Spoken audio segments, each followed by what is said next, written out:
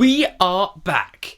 Honestly, after the first 2 weekends being so crazy, a break from F1 was actually quite nice. But coming into the race week for Japan, one of my favourite tracks on the calendar with so many questions to ask, I am so excited. Can McLaren on the cusp of 4 wins in a row keep that going? Red Bull drama?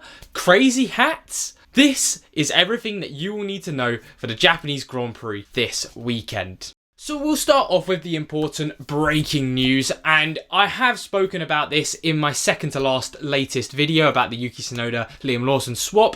If you want my full opinion on all of that stuff, what's good and bad, go watch that video right now. And that is the first big breaking news I've had to say for one of these everything you need to know videos coming into this season. Of course, Yuki Tsunoda now in Red Bull for his home Grand Prix. I'm really hoping he can deliver. However, the trend says he's not going to. And then for Liam Lawson, I also want him to do well so he can show the rest of the field that, look at me. It's just a Red Bull car. Isn't very good for the way I drive. I'm still a good driver. Racing Bulls have looked pretty good. So Liam Lawson, let's see if he can get a top 10. But realistically, Yuki Tsunoda, he's also got to get a top 10. Otherwise, he could be in trouble with Red Bull as well. And then in other news, we have 2 special liveries for the Japanese Grand Prix. Now, we have the return of a white Red Bull livery. Now, of course, last time we didn't actually get to see it in Japan because the race was cancelled. So it's going to be brilliant seeing it on the track. However, it's going to be a little bit weird as the Racing Bulls and the Red Bull car are going to look very similar. So there's been quite a few comments of, maybe Red Bull are trying to trick Tsunoda into thinking he's still driving the Racing Bulls so that he won't get affected by the second seat curse.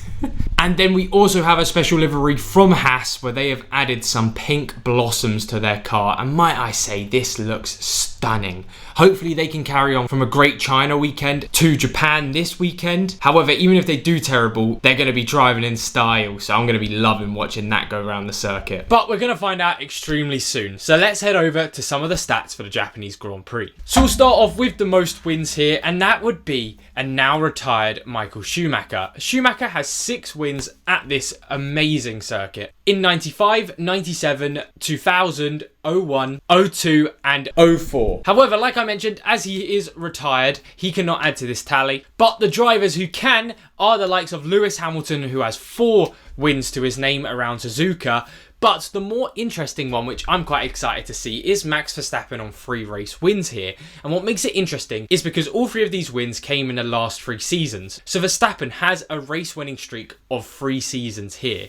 Very much making it a hard thing for him to get 4 with how dominant McLaren look. However, with his track record, I'm very excited to see him at least try and give the McLarens a good showing and see if he can get that up to 4 in a row. Then it's a similar story for most pole positions, as again it goes to Michael Schumacher, who had 8 pole positions here. He was incredible at this circuit, and I mean, it's Schumacher. He was incredible basically everywhere, so no surprises there. But again, it's Max Verstappen who sticks out to me of the drivers on the grid, and that again is because, like the race wins, he also has 3 consecutive pole positions here. So Verstappen, his qualifying is normally a very strong attribute for him. So just like the race wins, he's got a streak to continue. I'd be surprised if he did, but it's there for the taking. Then the constructor who has been the most successful here actually has been 3, with it being Ferrari, McLaren and Red Bull all having 7 race wins around this circuit. And then for the most iconic quote of this circuit has to be when Fernando Alonso was passing Michael Schumacher around 130R back in the mid-2000s.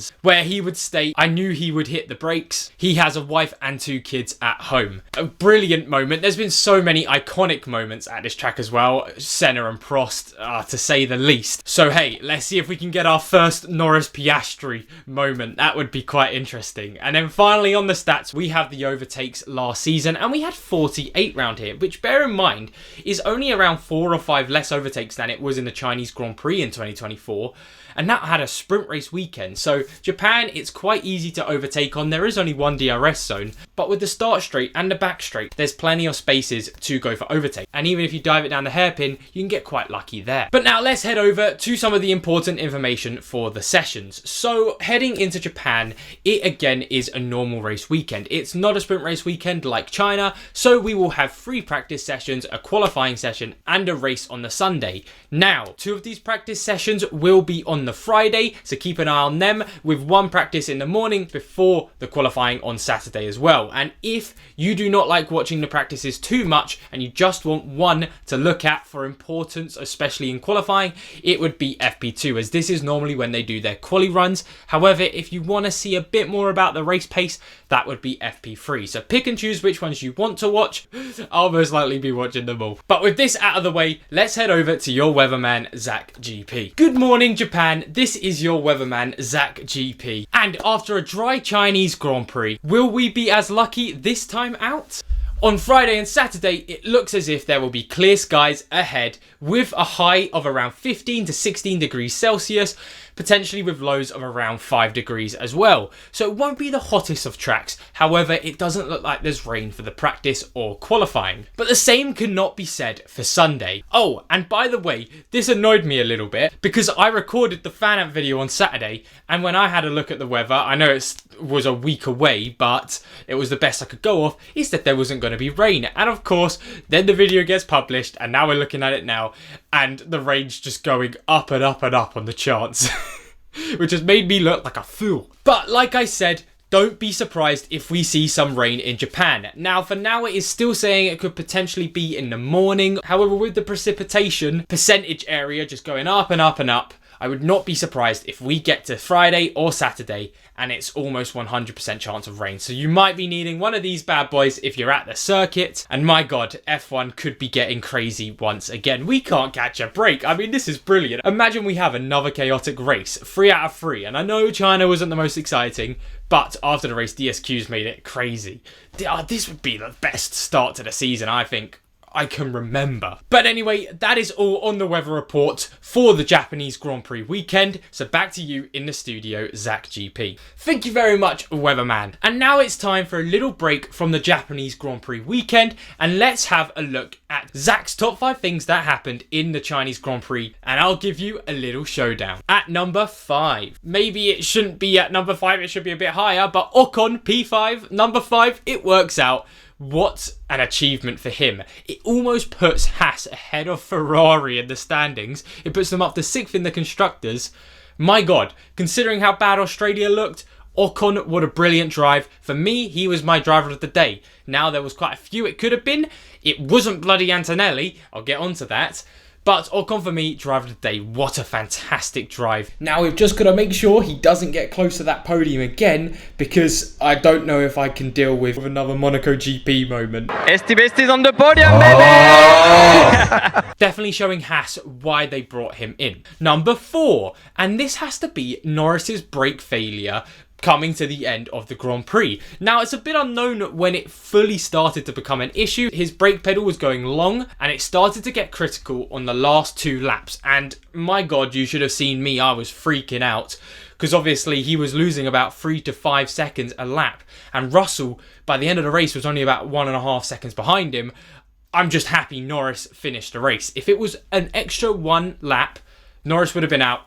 2 times DRS boost on a -20, I would have been loving life. And also in F1 terms, all of a sudden he would be about 5th or 6th in the championship. So brilliant driving for Norris to get into P2. And then at number 3, we have the main man himself, the other Haas driver of Behrman, trying to impress the Tifosi, learning his Italian with every driver he went past saying ciao. It was quite a nice touch, considering as well how much overtaking he was doing. Another brilliant driver who was up for contention on driver of the day, who did better than the person who got driver of the day. And that is number 2, Antonelli getting driver of the day. Now, yes, he did have damage to his car, but he started P8, ended P8. After the disqualifications, he came in at P6. And yeah, apparently, that's what gets driver of the day. I'm not angry. I'm definitely not angry. I mean, I didn't even have Piastri or Ocon, who potentially should have got driver of the day, but I feel bad for anyone who did on the F1 Fantasy terms, especially. And then at number 1, of course, the main thing that happened at China, the disqualifications coming in. Leclerc, Hamilton and Gasly all disqualified for infringements to their car. Leclerc and Gasly had weight issues, so it was pain for Ferrari. Can they come back in Japan? Only time will tell. And then the top 3 results in the Chinese Grand Prix were Piastri in 1st place, with Norris just holding on to 2nd, with again George Russell sort of coming out of nowhere to just get that P3. He's been so consistent this season. All I can think of is this clip when I see George Russell on the podium both weekends now. No, I love meat. What's your blood type? O negative. Universal donor. Universal donor. So now let's get into the fun and juicy part of my predictions.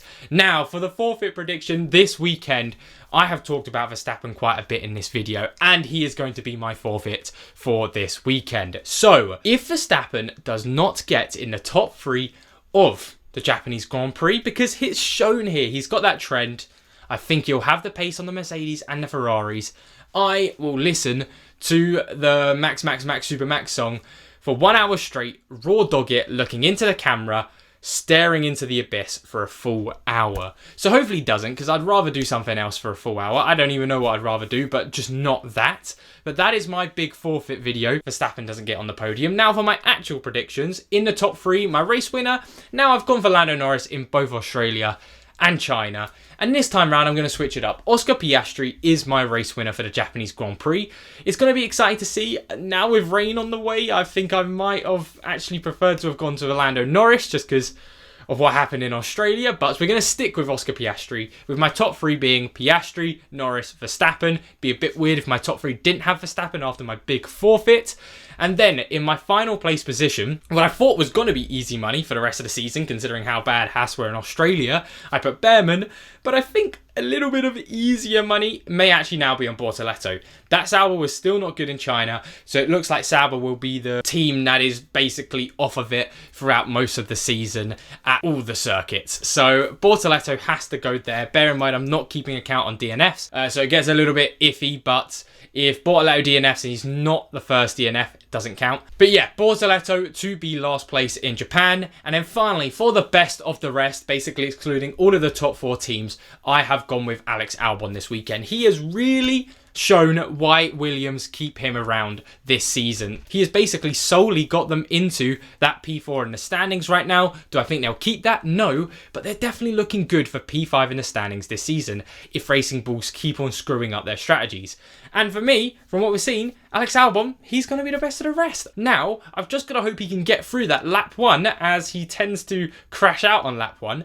But if he can just survive lap 1, I'm sure he has the pace to stick it in and around the top 8-ish in that Williams. So I'm excited to see exactly what he can do. Just survive the first lap. So finally, to end off this video, let's head over to the ZachGP Analyst to give an overview of the circuit. The Suzuka circuit debuted as a Formula One race in 1987. And since then, it has had some brilliant fights from Prost, Senna, Alonso, Schumacher, and more. Surprisingly, only one DR zone on the start. Straight, however, there is always plenty of overtaking. In 53 laps, it's sure to be a great race. Thank you very much, Bear. And that is everything that you need to know for the Japanese Grand Prix. Now, like I mentioned, make sure to keep an eye out on the F1 website for more news coming out for the Grand Prix weekend. Keep an eye on that weather. As for predictions, just for general F1 stuff, it's going to be very important. And that Sunday could very much swish swoosh around. I don't know if it will rain. It could rain. I kind of want it to rain for F1. What a great race it'd be in Japan if it did. But at the same time, my F1 fantasy team, I need a break from it. Just give me a weekend where I can actually predict, because so far it's been absolutely crazy. But anyway, thank you all so much for watching. As always, if you liked what you've seen, like and subscribe, and I'll see you all on Friday. Take care.